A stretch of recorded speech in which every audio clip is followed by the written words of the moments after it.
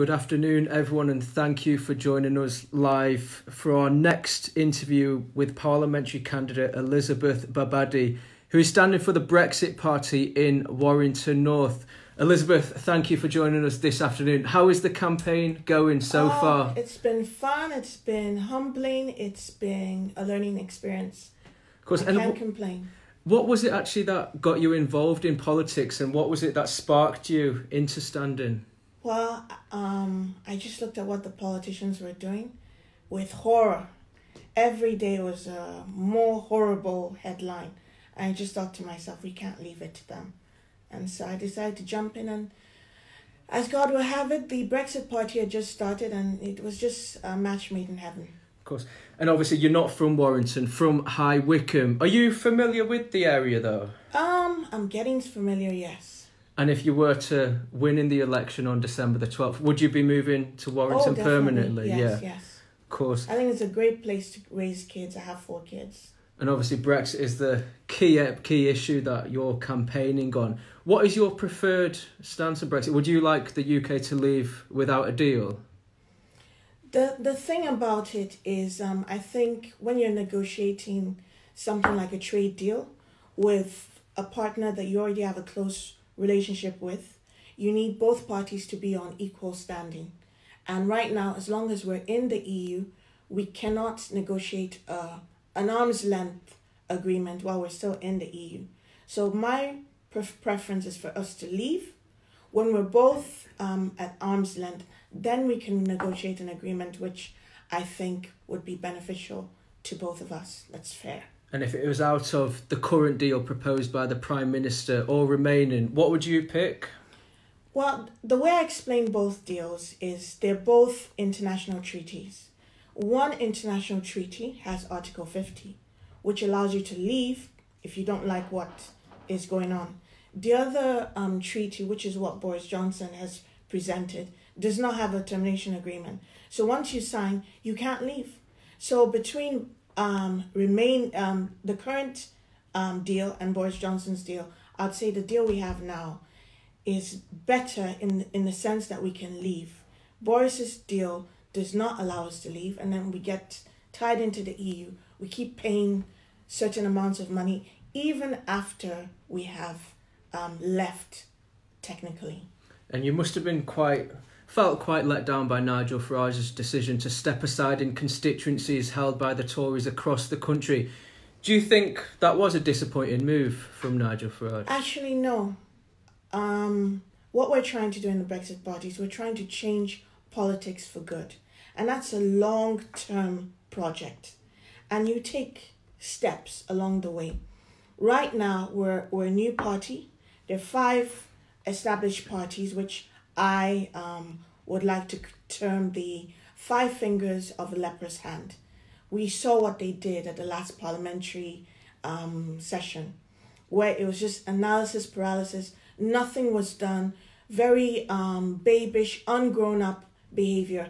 You work, I work. Would you be able to keep a job if you behave like that? So I think politics was broken. However, going out guns blazing like some sort of Indiana Jones and taking all 5 of them was not wise. So I think Nigel's decision was very prudent and very much in line with what our long-term goal is. You could take baby steps. Right now, the immediate threat to democracy in this country is Labour, the Lib Dems, and the SNP. And that's what we're facing in this election.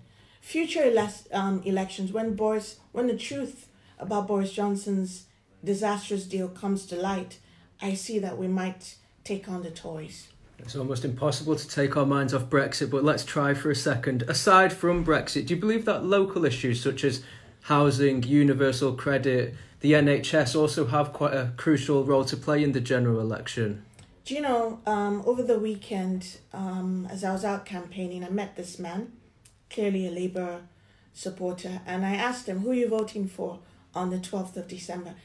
And he goes, Labour. I said, so you're happy with open immigration, you're happy with 16-year-olds voting, you're happy with foreigners coming in to vote in our elections. And he tells me there are more important issues than Brexit. And I went home and I just thought about it. It just kept niggling in my mind, you know. What did he mean by that? To everyone, Brexit is the most important issue. And I think you just have to go back to Maslow's hierarchy of needs. If you are hungry and you're homeless and you're in debt, you really don't have time to think about Brexit. And I think a lot of people in Warrington are hungry. They are homeless. They are in debt. I mean, even people that work are in debt. So it is something that I'm very passionate about. It'll probably take up more of my time than Brexit, but I really want to tackle the poverty situation in Warrington head on. I believe the universal credit decision, Warrington taking the stance to be one of the first boroughs to roll it out. I don't think we thought that through properly.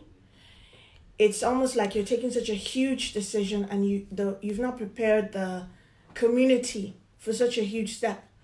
And now we have to course correct, get people into skills acquisition, really try and hit that issue of poverty head on. And I see, if I'm elected, that will probably be my primary focus. And coming to social media, it's obviously allowed politicians to connect with voters more than ever before, but it has quite a dark side as well. Many politicians from each party have received high levels of abuse. Have you been subjected to any abuse? Oh, yes. I've even been threatened. Don't come into Warrington. Don't you dare campaign here. But, I just try and brush such things aside, you know. And do you think, we as a country can get past the divisions that Brexit has caused in the longer term?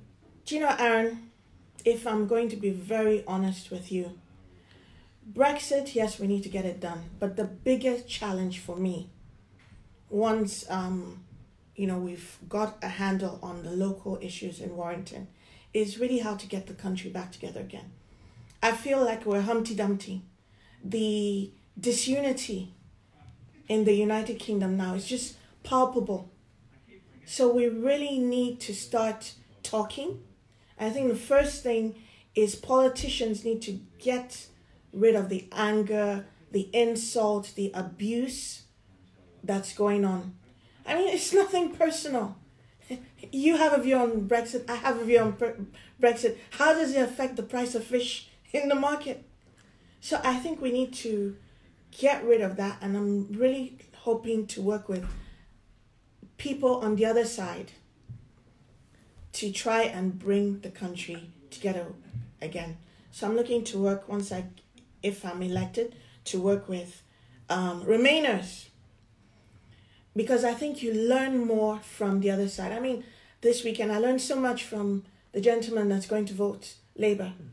And I think if you just forget your side, you know your side, but understand the other person's side. I think it's so important to bringing the country back. And in terms of the Warrington North seat, historically a safe Labour seat, every election it has been secured by Labour. Do you truly believe you can overturn the 9,500 majority that Labour currently has in the constituency on December the 12th? You know, the thing about it is the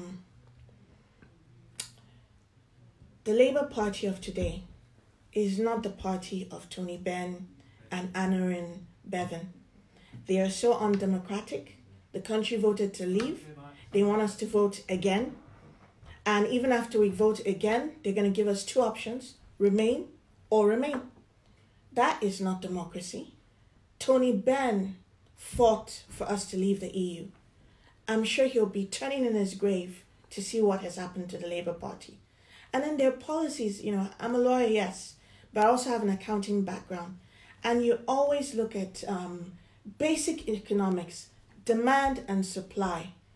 Labour's policy of open immigration, letting everyone in, turning the National Health Service to the International Health Service, it's just so bizarre that I don't see how anyone that loves this country and wants to do well in this country would ever vote Labour. So yes, I think people are getting wise. It's just that what are the options. Before now, it's always been a case of two terrible outcomes, Labour or the Tories. I would not be voting for the Conservative Party. I just think trying to pass off your Remain and Reform Brexit deal as true Brexit is just duplicitous and dishonest. And then again, the fact that the Tory party has impoverished all of us, whether you work or you don't work, in the UK today, everyone is reeling under the onslaught of the Tory party's heartless and merciless austerity program. And they just don't care. So I think faced with these two options, I don't see any voter going for them. And that's why the Brexit Party is there. We did very well in Warrington at the European elections. And I'm hoping that people will trust us to do more for them at a national level. And just to finish, no doubt an impossible task, but what do you try and do to take your mind off Brexit and politics? Oh, I have a wonderful family, amazing husband, fantastic, troublesome, but lovely 4 kids, and I love to cook. So that's what I do. I just get into the family and relax. Thanks for today, Elizabeth.